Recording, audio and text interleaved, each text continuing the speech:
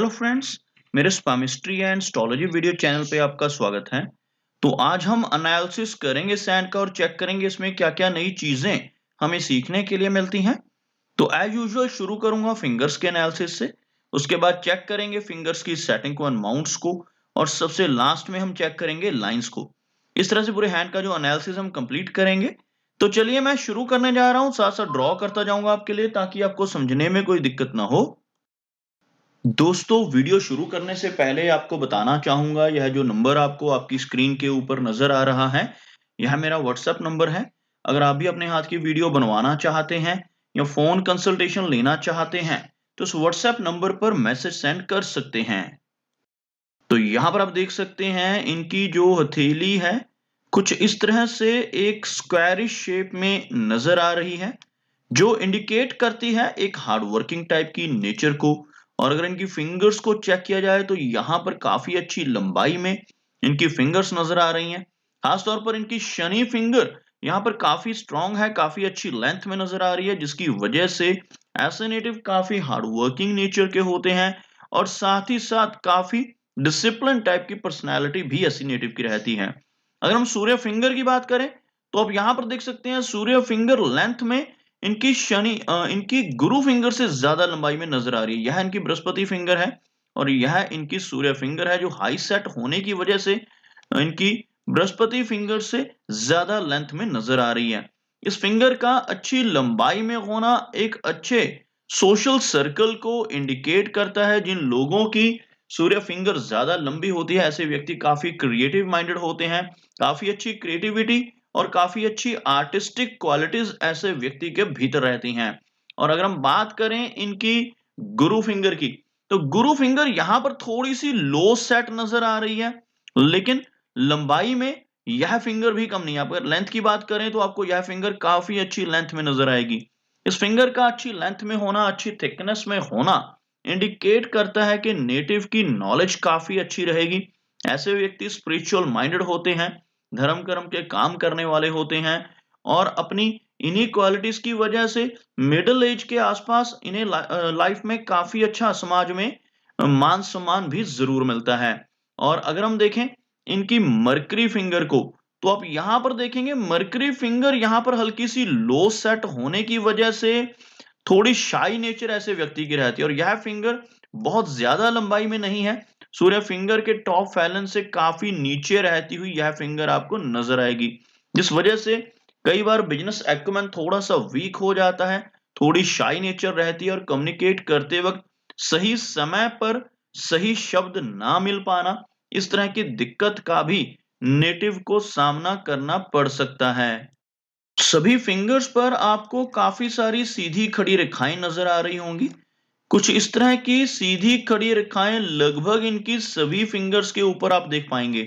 ऐसी रेखाओं का होना बहुत ही अच्छा माना जाता है। ऐसी रेखाएं होने से नेटिव की जो नेचर रहती है बहुत ही मिलनसार होती है। ऐसे व्यक्ति दूसरों के साथ बहुत अच्छे से तहजीब से पेश आने वाले होते हैं। और अगर हम फिंगर्स में बनने वाले गैप्स की बात करें तो यहाँ पर आपको फिंगर्स बिल्कुल सटी हुई नजर आएंगी, बिल्कुल भी गैप्स यहाँ पर नजर नहीं आ रहे।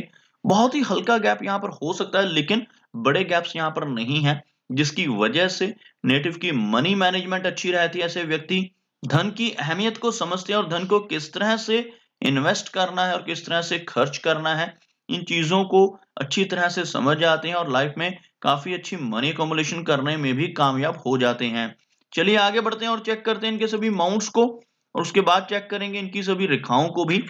तो यहाँ पर अगर मैं एक लाइन ड्रॉ करता हूं तो कुछ इस तरह की एक रेखा बनकर सामने आ रही है, जिसमें आप देख पाएंगे इनका जो बृहस्पति यानी गुरु माउंट है वो लो सेट हो रहा है, और साथ ही साथ इनका मरकरी यानी कि बुध माउंट भी यहाँ पर लो सेट होता हुआ आपको नजर आएगा।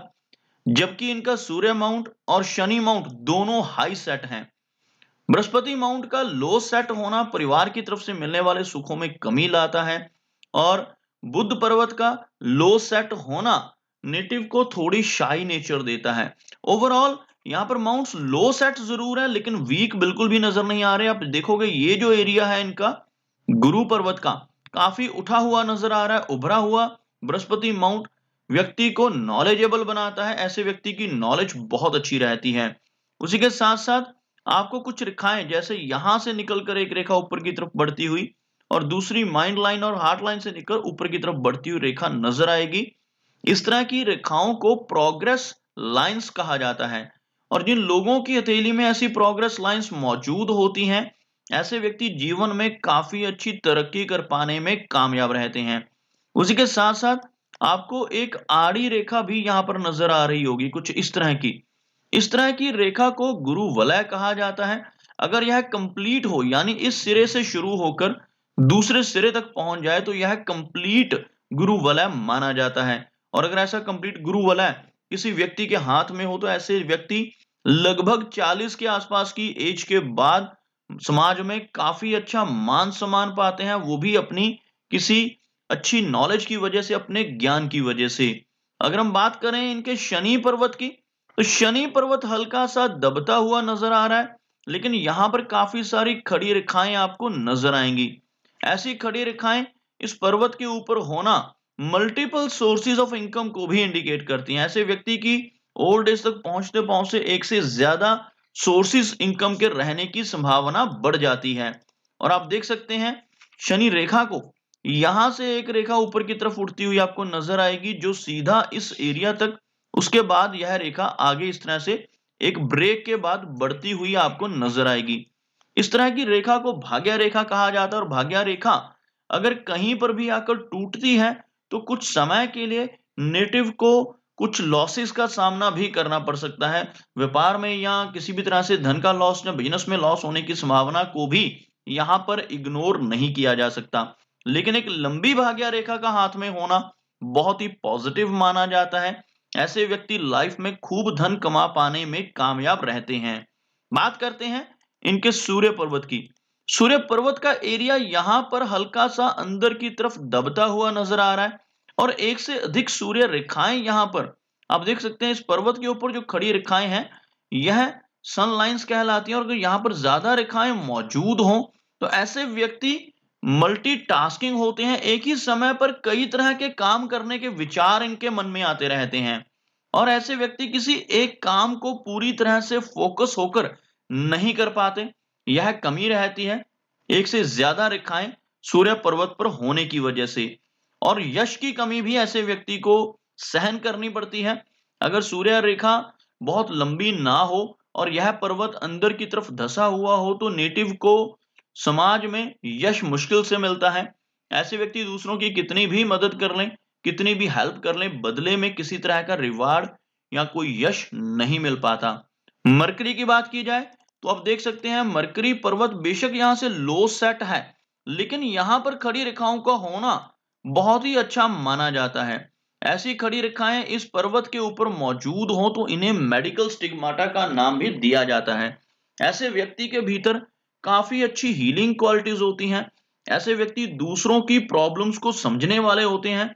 अपने शब्दों से, अपने कर्मों से, अपनी सलाह या कंसल्टेशन से दूसरों की प्रॉब्लम्स को दूर करने की काबिलियत भी इनके भीतर रहती है।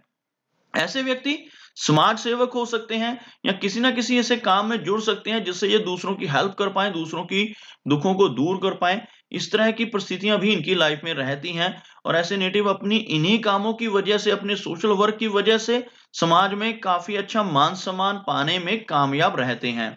बात करते हैं इनकी मेजर लाइंस की, तो आप यहाँ पर देखेंगे हार्ट लाइन की जगह आपको एक लंबी सिमियन लाइन नजर आएगी। इस तरह की रेखा को हम सिमियन रेखा कहते हैं और एक और रेखा यहाँ पर आपको ऊपर की तरफ जाती हुई नजर आ रही होगी। एक्चुअल में यह इनकी हार्ट लाइन है और हार्ट लाइन की जगह पर एक सीधी रेखा का होना नेटिव को काफी ज्यादा प्रैक्टिकल बनाता है। इन लोगों के हाथ में सिर्फ एक ही ऐसी सिमियन लाइन होती है, जैसे यह रेखा है।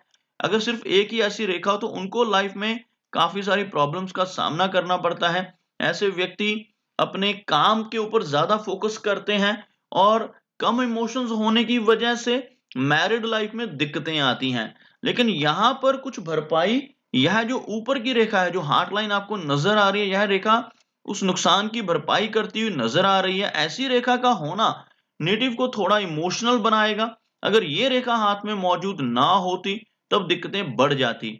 ओवरऑल फिर भी एक सिमियन लाइन का हाथ में होना नेटिव को कुछ इस तरह की पर्सनैलिटी देता है कि ऐसे व्यक्ति अपने काम में मग्न हो जाने वाले होते हैं, जिस वजह से कई बार अपने परिवार को, अपनी मैरिड लाइफ को भी खराब कर लेते हैं। इसलिए जिनके हाथ पर भी ऐसी सीधी रेखा बनती है, उनको हमेशा यही सजेस्ट करता हूँ कि इन्हें अपनी लाइफ में बैलेंस करके चलना होगा। अपने परिवार का और अपने काम का, दोनों का ध्यान रखना होगा। ओवरऑल अगर हम माइंड लाइन के तौर पर इसको देखें तो यह रेखा बिल्कुल स्ट्रेट, बहुत ही प्रैक्टिकल इन्हें बनाएगी। साथ ही साथ एक रेखा इस तरह से नीचे की तरफ जाती हुई भी थोड़ी सी ओवर इमेजिनेशन देती हुई भी नजर आ रही है। ऐसी रेखा का, ऐसी ब्रांचेस का साथ में होना सिमिलर लाइन के, जैसे ये एक नीचे की तरफ ब्रांच है और ये दूसरी ऊपर की तरफ ब्रांच है, ये इनकी लाइफ में बहुत ही बैलेंस करने का काम करेंगी। लाइफ में प्रैक्टिकलिटी भी रहेगी और ऐसे नेटिव अपनी सिमिलर लाइन से होने वाले नुकसानों की भरपाई भी कर पाते हैं। और आप देख सकते हैं इनके हाथ में चंद्र पर्वत से काफी सारी रेखाएं आपको ऊपर की तरफ चलती हुई नजर आएंगी।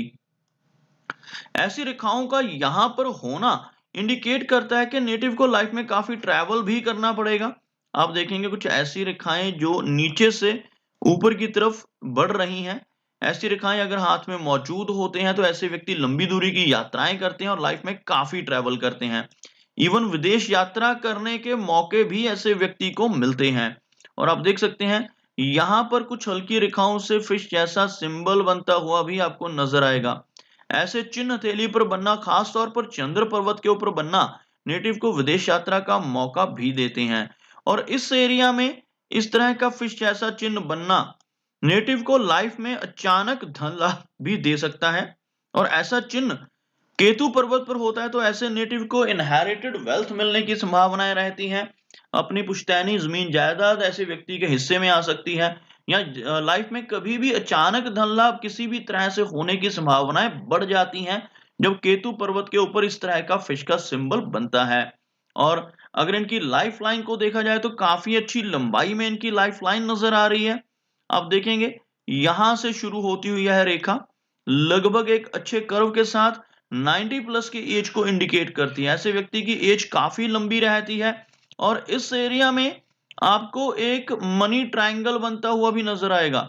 बहुत सीधी रेखा से यह नहीं बन रहा है, यह रेखा आपको नजर आएगी और दूसरी रेखा भाग्य रेखा है और तीसरी यह मरकरी लाइन है, जो थोड़ी सी वीकनेस यहाँ पर शो कर रही है, लेकिन फिर भी एक त्रिकोण कंप्लीट होता हुआ नजर आ रहा है, जिसकी वजह से ऐसे व्यक्ति लाइफ में काफी अच्छा धन कमा पाने में और धन को एक्युमुलेट कर पाने में कामयाब रहते हैं।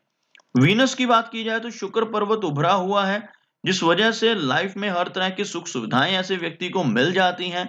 लेकिन ऐसी बहुत सारी रेखाओं का इस माउंट के ऊपर होना मैरिड लाइफ में आने वाली इंस्टेबिलिटी को भी इंडिकेट करता है। लाइफ में आफ्टर मैरिज कुछ दिक्कतों का सामना ऐसे व्यक्ति को करना पड़ सकता है और मैरिज में डिले होने की संभावनाएं भी इस तरह की रेखाएं देती हैं। तो दोस्तों ये कुछ एनालिसिस थे इनके हैंड के बारे में, और मेरी कोशिश यही रहती है कि सभी सवालों के जवाब एक ही वीडियो के थ्रू दे पाऊं। लेकिन फिर भी कोई ना कोई चिन्ह या सवाल रह जाता है, तो इनसे रिक्वेस्ट है कि अगर इनका कोई क्वेश्चन पेंडिंग है तो मुझे व्हाट्सएप पे मैसेज करें। मेरा वीडियो वॉच करने के लिए आपका बहुत बहुत धन्यवाद।